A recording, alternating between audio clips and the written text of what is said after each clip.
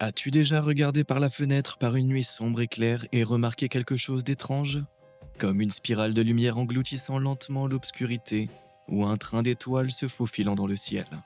Parfois, les choses que nous voyons semblent si étranges que nous pensons les avoir imaginées.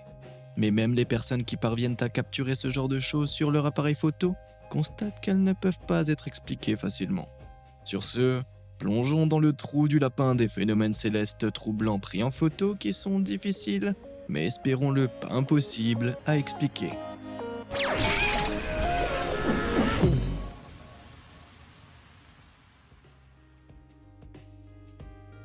En décembre 2009, à 6h45, le ciel norvégien s'est illuminé.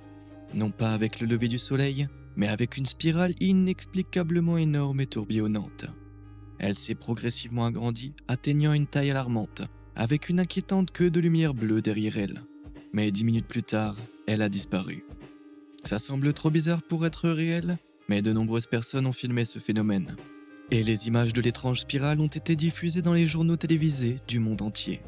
Le phénomène a duré trop longtemps pour être un météore, et il y avait trop d'images sous plusieurs angles pour qu'il s'agisse d'un canular. Certains ont suggéré qu'il s'agissait d'une expérience ratée d'armes météo. Et il n'a pas fallu longtemps à quelques personnes excentriques pour prétendre qu'il s'agissait d'extraterrestres accueillant la présidence d'Obama. Eh bien, malheureusement, ce n'étaient pas des extraterrestres. Oui, vous pouvez enlever vos chapeaux en aluminium maintenant. Le lendemain, l'armée de défense russe a révélé qu'elle avait procédé au lancement d'un missile balistique Bulava à partir d'un sous-marin situé à proximité. Une tuyère du 3e étage du moteur du missile a été endommagée, ce qui a provoqué un jet latéral de gaz d'échappement, faisant tourner le missile en spirale. Des simulations ont été faites comme celle-ci pour voir si cette explication était plausible, et heureusement, elle l'était. En fait, heureusement n'est peut-être pas le bon mot. Oui, apprendre qu'il s'agissait d'un gros essai de missile balistique qui a mal tourné, c'est pas très rassurant. De nulle part. Au petit matin du 7 février 2022, le ciel au-dessus de la ville de Cuauhtémoc, dans l'état mexicain de Chihuahua, était complètement dégagé. C'était une autre journée parfaitement paisible quand, tout à coup, ceci s'est produit.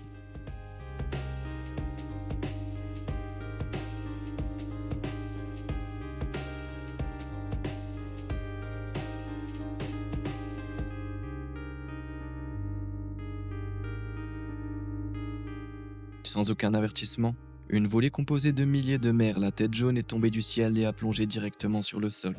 On aurait dit une sorte de micro-rafale satanique. Beaucoup ont péri sur le coup, mais la grande majorité de la volée s'est rassemblée et s'est envolée. L'incident a stupéfait les résidents locaux et en a laissé beaucoup se gratter la tête. Qu'est-ce qui pouvait bien pousser une nuée entière d'oiseaux à tomber du ciel? Certains ont supposé que la nuée avait peut-être rencontré une ligne électrique et avait été électrocutée, tandis que d'autres ont incriminé le niveau élevé de pollution. Mais les experts sont intervenus. Ils ont expliqué que la nuée était probablement poursuivie par un oiseau prédateur. En poursuivant la nuée et en la forçant à voler bas, il aurait pu désorienter et la forcer à s'écraser. Mais ce n'est qu'une première théorie. Peut-être que quelque chose d'autre a poussé ces oiseaux à s'écraser. T'as une idée? Dis-moi ce que tu en penses dans les commentaires. Starlight Express. L'observation des étoiles est l'un de mes passe-temps préférés. Il n'y a rien de tel que de s'allonger par une chaude nuit d'été, sans nuages dans le ciel pour admirer le spectacle de lumière de la nature. Si tu as de la chance, tu pourras même peut-être apercevoir une étoile filante. Mais si tu es vraiment chanceux, tu pourras apercevoir quelque chose qui défie presque toute explication, comme ceci.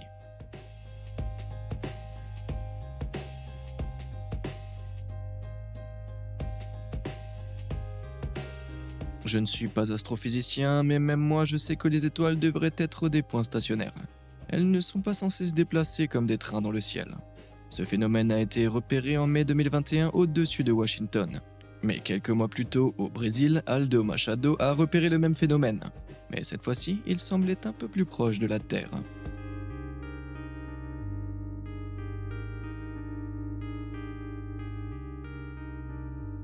Et en 2020, Ian Taylor au Royaume-Uni a repéré exactement la même chose.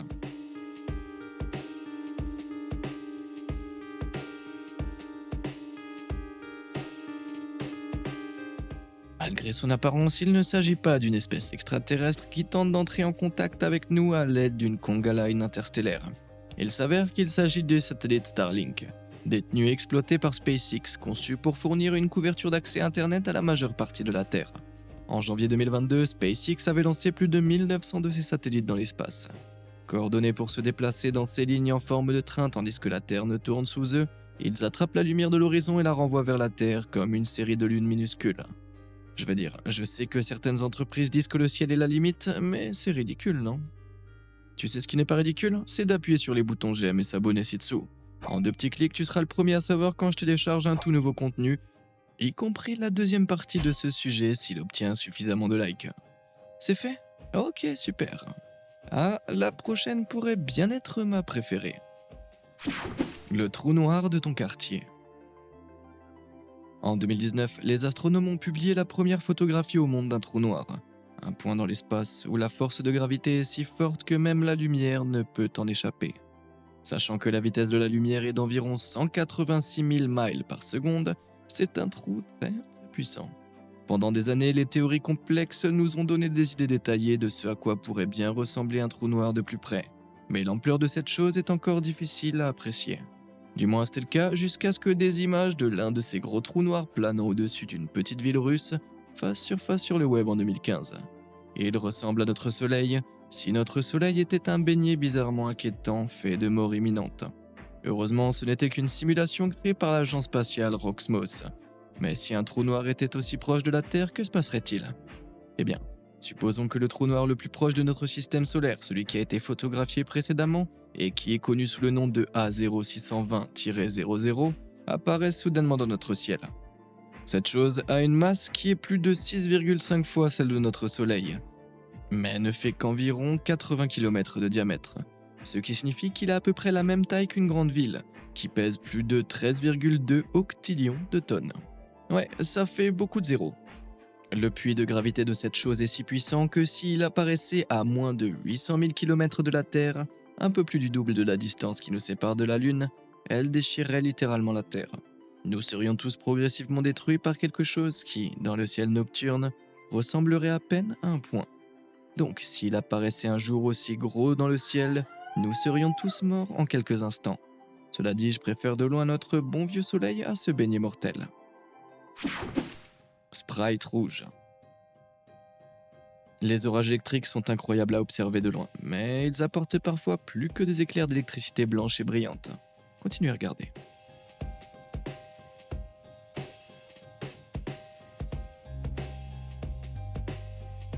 T'as vu ça?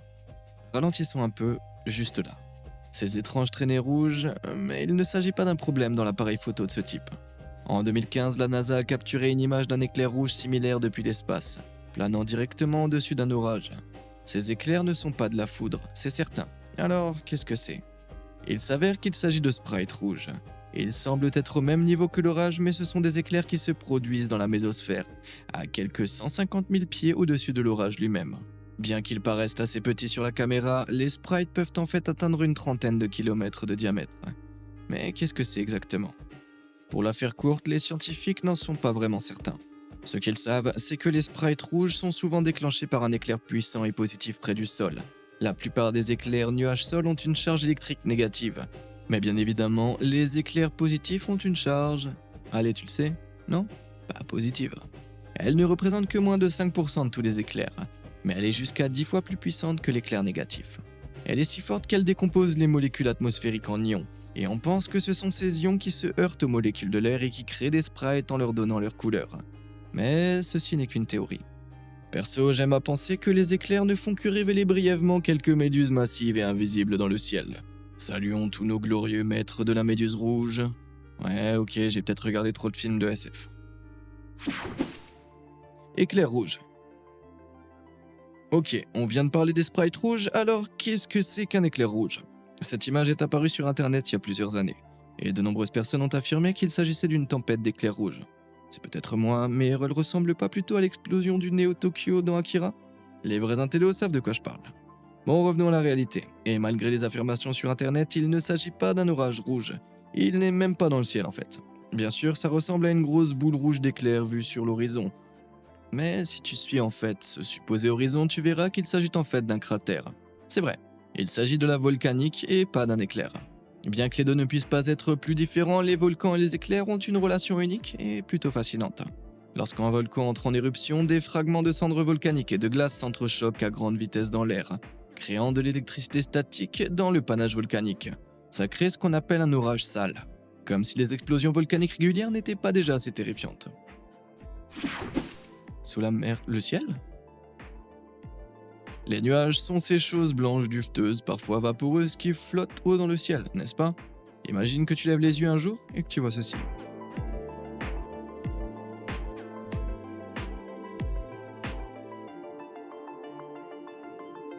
Ouais, c'est comme si t'étais sous une vague dans l'océan. Mais cette séquence n'a pas été tournée sous la mer, il s'agit en fait d'un timelapse de nuages qui recouvrait Augusta en Géorgie en 2015. À l'époque, il n'y avait pas de nom pour cet incroyable phénomène, car on n'en avait été témoin que très rarement. Mais en 2017, l'Organisation météorologique mondiale a finalement donné à la grande vague de nuages roulants un nom officiel, Undulatus asperitas.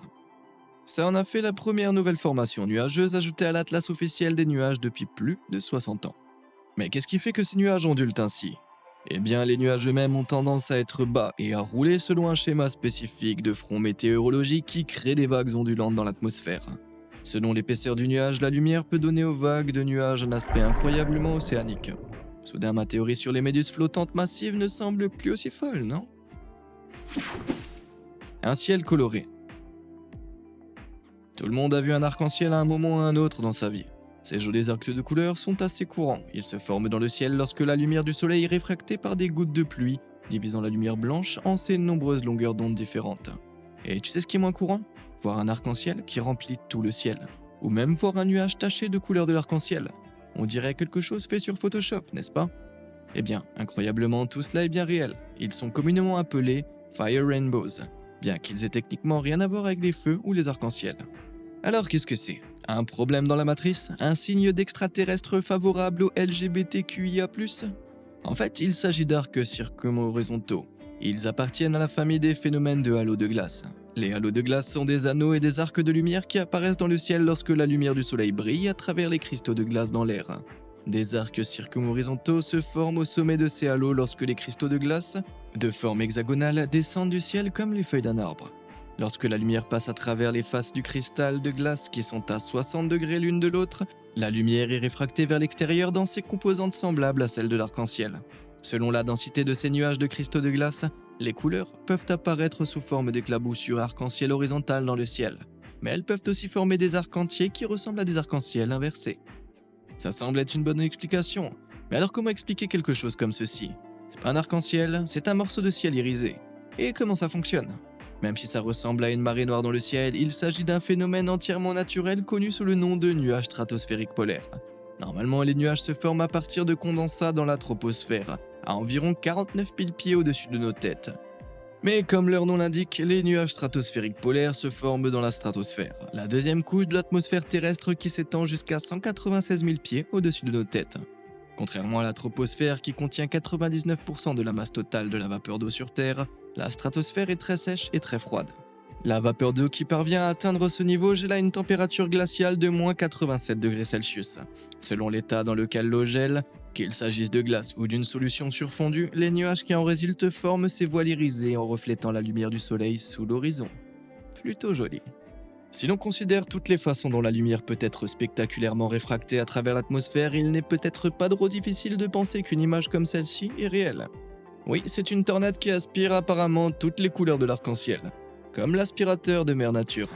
Aussi cool que ça puisse paraître, cette image est 100% fausse, j'en ai bien peur. Les arcs-en-ciel apparaissent lorsque la lumière est réfractée par des millions de gouttelettes d'eau qui atteignent ensuite nos yeux à un angle très précis. Mais les tornades ne peuvent pas aspirer la lumière. Elles ne sont pas si puissantes, voyons. Il s'agit donc probablement d'un joli assemblage de deux images. Mais les arcs-en-ciel et les tornades, ou dans ce cas précis une trombe, peuvent se produire au même endroit et au même moment. Et je dirais que c'est bien plus impressionnant. Ils nous observent.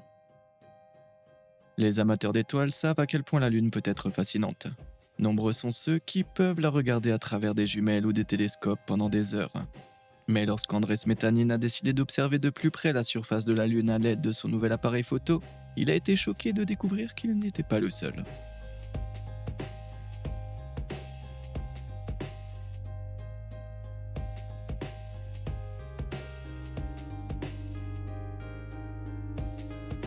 Andrei avait repéré 3 points noirs inquiétants qui se déplaçaient lentement dans le ciel, à peu près dans la même direction. Selon Andrei, ils devaient voler à une altitude de 310 miles. Cela les placerait quelque part dans la thermosphère, une couche de l'atmosphère terrestre qui est plus de 40 fois supérieure à l'altitude à laquelle volent les avions ordinaires. Alors, s'il ne s'agit pas d'avions, ces objets volants non identifiés pourraient-ils appartenir à des extraterrestres ? Eh non, désolé, j'enlève mon chapeau d'alu. Non, ce ne sont pas des extraterrestres, il s'agit très probablement d'une série de satellites. Quelques-uns des plus de 12 470 qui ont été lancés dans l'espace. Bien que seulement 5200 de ces satellites fonctionnent actuellement, il est plus que probable que ces 3 points ne soient que des satellites actifs. Mais crois-moi, un jour ce seront des extraterrestres, alors je garde mon chapeau en alu pour l'instant. Créatures des nuages. En 2021, alors que la plupart d'entre nous essayaient de ne pas devenir fous d'ennui pendant le confinement, une personne a regardé par sa fenêtre et a vraiment pensé qu'elle devenait folle. Le 15 mars, un utilisateur de Facebook a décidé de diffuser en direct une tempête. Non pas parce qu'il s'ennuyait, mais parce qu'il pensait y voir quelque chose de gros.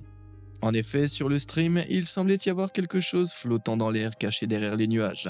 Ses 2 yeux brillants même regardaient la caméra à un moment donné. Le stream a été visionné plus de 75 000 fois en l'espace de quelques heures, et des commentaires inquiets ont commencé à inonder le chat.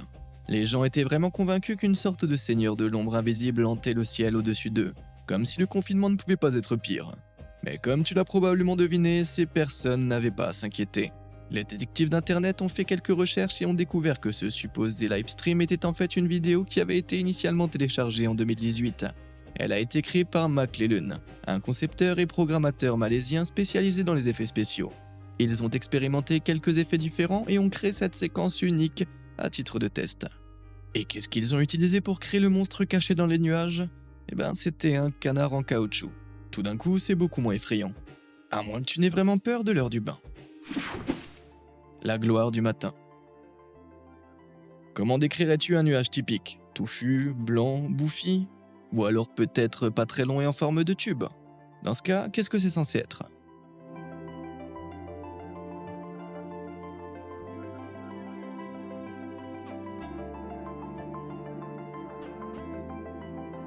Cette chose s'étend d'un horizon à l'autre comme une sorte de saucisse de la taille d'une planète. Oh, et chose incroyable, ce n'est pas le seul de son genre. Il s'agit des Morning Glory Clouds, capables d'atteindre plus de 998 km de diamètre et plus de 1,6 km de haut. De plus, ils peuvent se déplacer à une vitesse de 70 km/h. Bon sang, ces tubes doivent être bien quelque part. Mais comment plusieurs tubes peuvent-ils se former ainsi ? Les scientifiques n'ont pas encore de réponse concrète, même si les nuages eux-mêmes sont bien compris. L'humidité et la température jouent un rôle important, comme le montre le site. Ils sont le plus souvent observés le long des côtes où l'air humide est abondant. Une vague d'air chaud emporte cet air humide dans la troposphère, plus froide, où il se refroidit et se condense. Il tombe ensuite avec le courant d'air descendant sous le niveau de condensation avant d'être parfois repoussé vers le haut, créant un autre pic de condensation derrière le premier. Cependant, les scientifiques ne sont pas sûrs des systèmes météorologiques exacts qui sont nécessaires pour que ces sortes de nuages se forment en premier lieu. Bien qu'ils ne soient pas entièrement compris, ça n'empêche pas ces nuages d'être tout aussi spectaculaires. Un ciel plein de papier bulle ? Étant donné que nous avons vu des nuages tubulaires, des nuages arc-en-ciel et des nuages en forme de vagues, tu penses que nous sommes maintenant à court de nuages bizarres pour nous émerveiller ? Eh bien, tu te trompes, car nous n'avons pas encore jeté un coup d'œil à l'étonnante formation de nuages Mammatus ou, comme j'aime l'appeler, un ciel en papier bulle.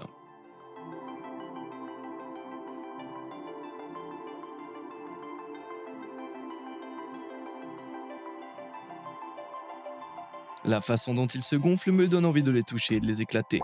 Ces protubérances bizarres en forme de poche se forment à l'intérieur de gros nuages cumulonimbus, le type de nuage qui provoque généralement des tempêtes.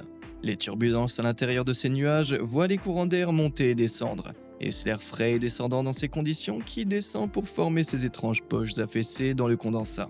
En fonction des courants d'air, les motifs que forment ces poches peuvent sembler totalement aléatoires, ou d'une linéarité troublante. Mais quelle que soit leur forme, elles sont toutes particulièrement spectaculaires lors d'un coucher de soleil.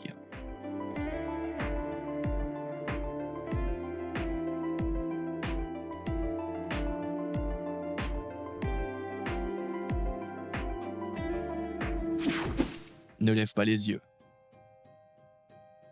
Alors que je parcourais internet à la recherche de phénomènes célestes bizarres et inexplicables, quelques images similaires revenaient sans cesse. Il s'agissait d'images de paysages de campagne et de routes, mais toutes présentaient une sorte d'énorme figure géante se profilant à l'arrière-plan. Certaines de ces figures hantaient les autoroutes la nuit, se tenant au-dessus d'elles comme des gardiens menaçants. D'autres n'étaient que de simples appendices serpentant depuis les ciels nuageux, cachant la taille réelle de ce à quoi ils appartenaient. Au début, j'ai supposé que ces images étaient toutes des fausses, mais j'en ai trouvé une que j'ai reconnue. Il s'agit de Laguna Peak dans le comté de Ventura en Californie. Mais qu'est-ce que c'est que ce truc ? Je voudrais vraiment pouvoir dire que c'est un faux, mais le fait de voir quelque chose d'aussi inquiétant fixé à un endroit que je connais m'a fait me sentir un peu déstabilisé, et c'est le moins que je puisse dire. Après avoir creusé un peu plus, j'ai découvert que toutes ces images sont l'œuvre de Trevor Henderson. C'est l'artiste d'horreur canadien qui est à l'origine de toute une série de créatures cryptiques emblématiques sur internet, telles que Siren Head et Bridge Worm. Donc juste pour confirmer, aucun de ces géants n'est réel. Ouais, c'est toujours aussi effrayant, mais au moins j'ai maintenant une chance de dormir ce soir. Ou du moins c'est ce que je pensais, jusqu'à ce que je vois ceci. Ok, panique pas, il y a 3 possibilités très logiques qui peuvent expliquer cela. Petit 1, quelqu'un a dessiné l'abdomen, les pattes d'une araignée sur cette photo d'une ville en bord de mer pour la faire paraître super énorme. 2, une araignée a grimpé sur l'avant de l'appareil photo pendant que quelqu'un prenait la photo, de sorte que son corps de près ne s'est pas mis au point, ce qui rend son arrière-plan flou, mais aussi énorme. 3. La Terre est maintenant contrôlée par des araignées géantes et nous devons tous nous soumettre à nos nouveaux maîtres arachnides. Lequel de ces phénomènes célestes as-tu trouvé le plus troublant ? Et lequel as-tu trouvé plutôt cool ? Dis-le moi dans les commentaires ci-dessous. Et comme d'habitude et jusqu'à la prochaine fois, merci de nous avoir suivis.